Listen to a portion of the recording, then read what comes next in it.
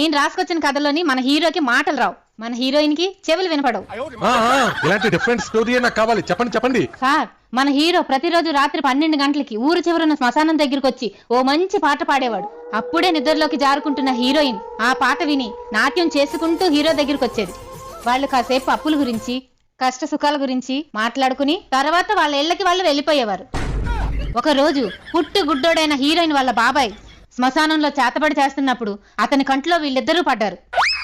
కళ్ళు లేని వాళ్ళ బాబాయ్ కాళ్ళు లేని హీరోయిన్ వాళ్ళ నాన్న దగ్గరికి వెళ్లి వీళ్ళిద్దరి గురించి చెప్పాడు. కాళ్ళు లేని వాళ్ళ నాన్న కోపంతో పరిగెత్తుకుంటూ వెళ్లి సైకిల్ ఎక్కి కిక్కు కొట్టి గుర్రం మీద టుక్ టుక్ టుక్ టుక్ అంటూ వెళ్లి జంగు పట్టిన శ్మశానం గేటు దగ్గర ఆగాడు.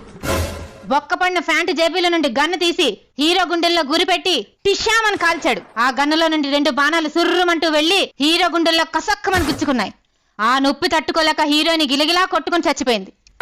ఇదే సార్ నా కథ. ఎలా ఉంది?